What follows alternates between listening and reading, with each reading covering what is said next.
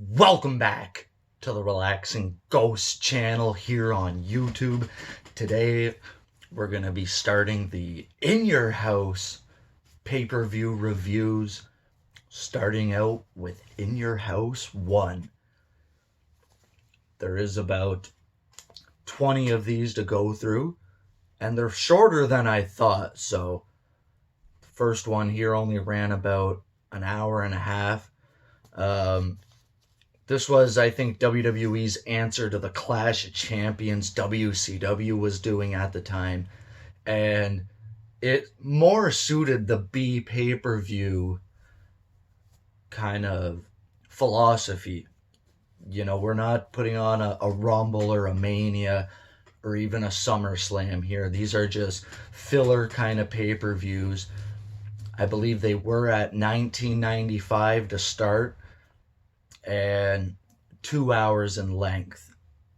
So In Your House 1 was from Onondaga County at the War Memorial, Syracuse, New York. We had 7,000 in attendance. This was May 14th, 1995.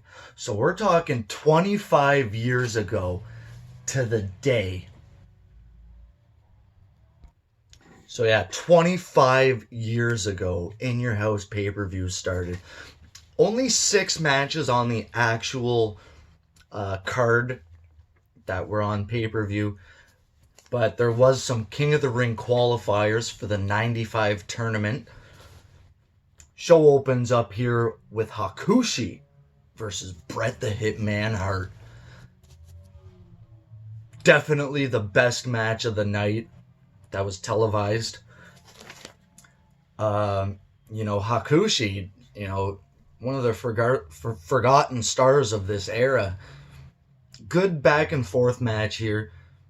And by the way, we had Doc Hendricks and Vince McMahon on commentary. I would consider Michael Hayes a more underrated announcer. Same with Mr. McMahon. Depending on who McMahon was paired with, he could come off as, really bad. But Doc Hendricks and McMahon, I like that pairing. McMahon and Ventura, I like that pairing. This match goes about 15 minutes, and Hakushi hits a big old headbutt off the top rope. And Bret Hart's making his comeback. He's going after the legs. He's hitting the elbow drop off the middle rope.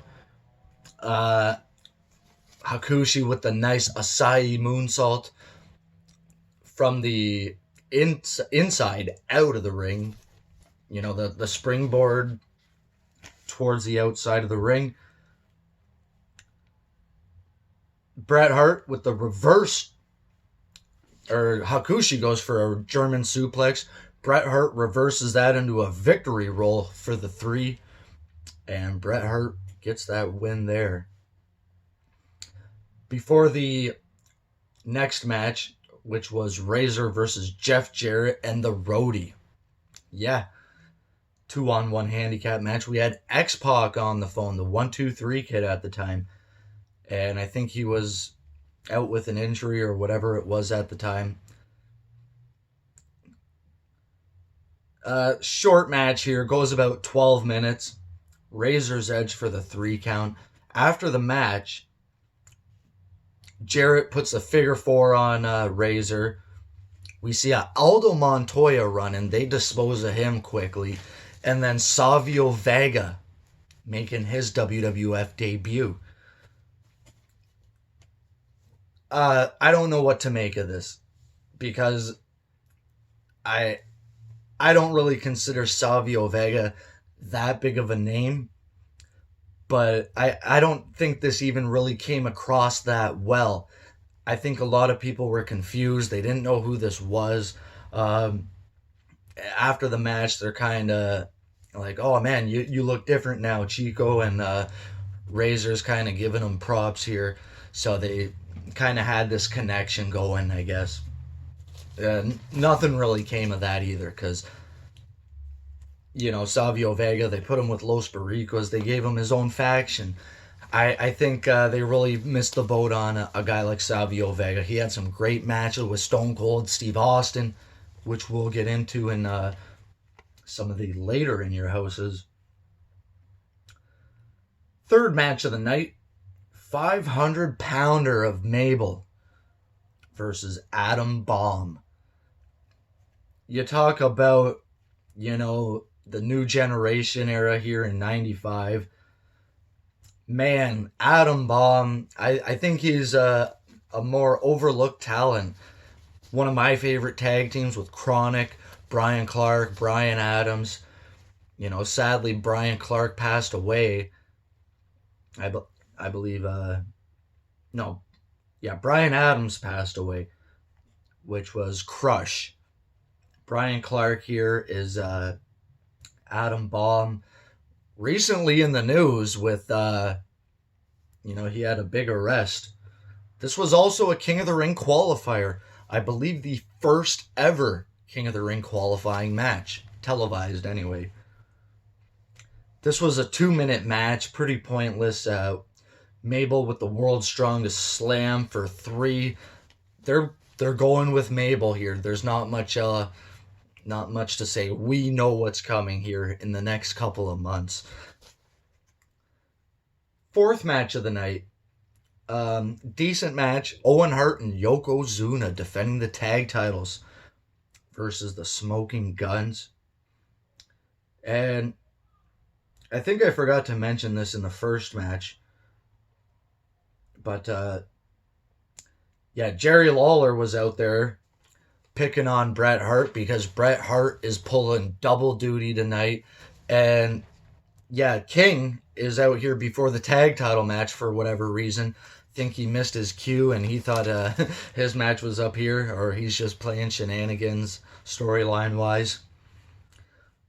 I believe Owen and Yoko recently won the tag titles here. And,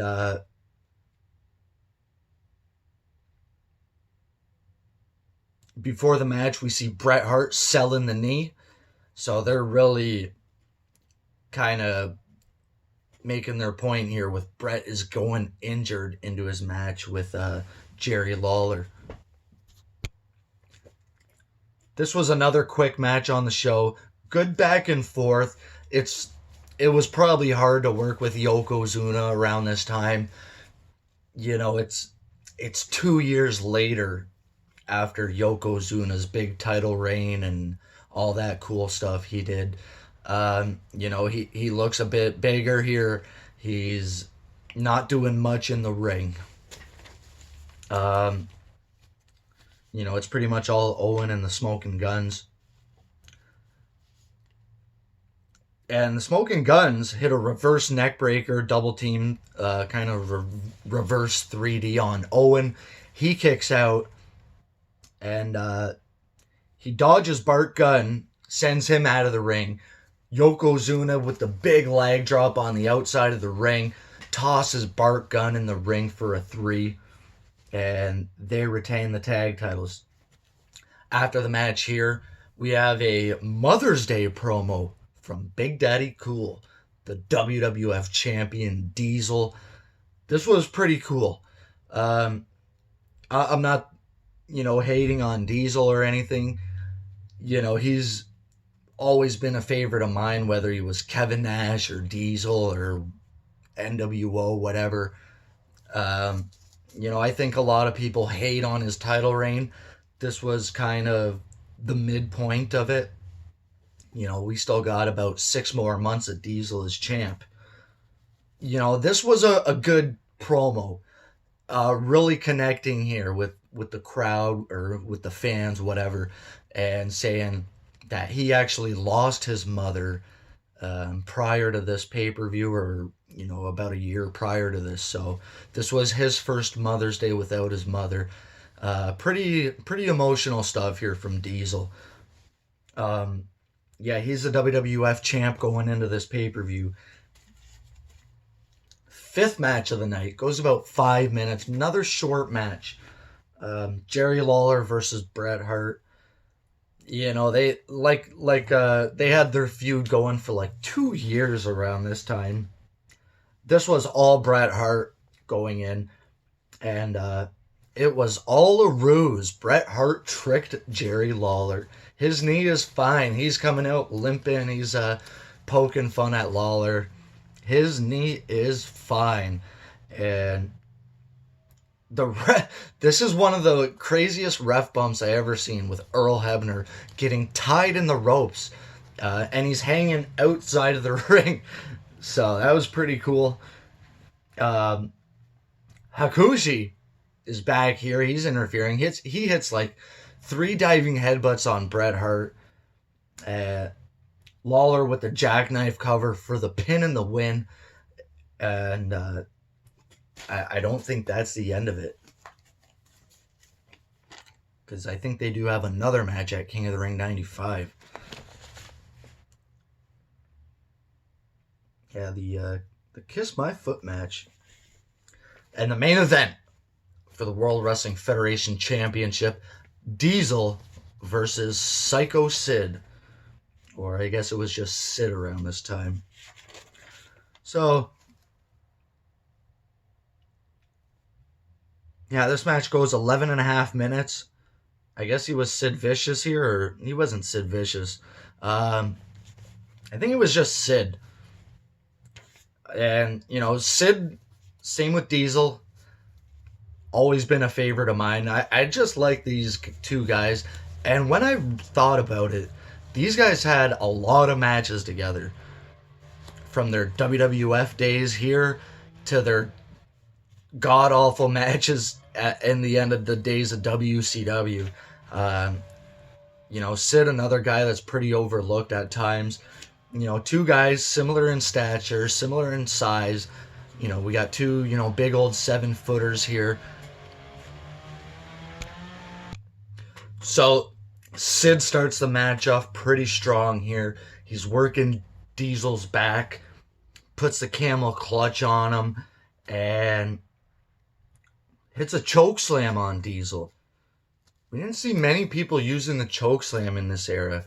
Mainly The Undertaker, who wasn't on this pay-per-view. I believe he was in the dark main event. For whatever reason, I don't know. And Shawn Michaels, MIA from this pay-per-view as well. I believe he was also in a dark match.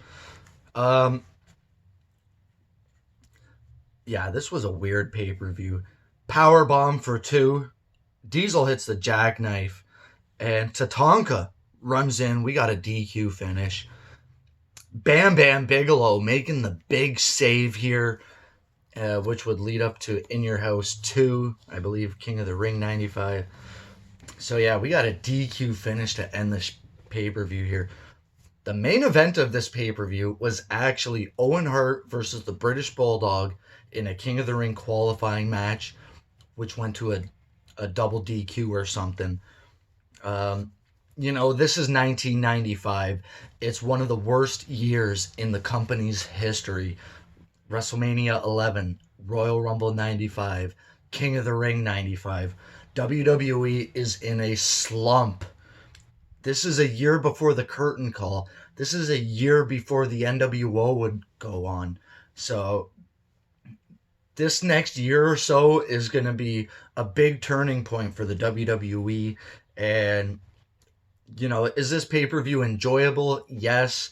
I don't know if I would watch it again after this. If you haven't seen this, check it out. I'm going to give it a 5 out of 10. I think that's generous. For a pay-per-view I haven't seen, it was enjoyable, but I don't think there's much to go back to and, check out again. So that was our first In Your House review. Let me know your thoughts, guys, if you've seen it before, and stay tuned for the next In Your House review, which will be In Your House 2. Also considering doing the Big 4, Big 5 from 1995 as well. And we're going to continue along with our Attitude Era review series as well. So thank you all for watching today. We'll talk to you later. Peace.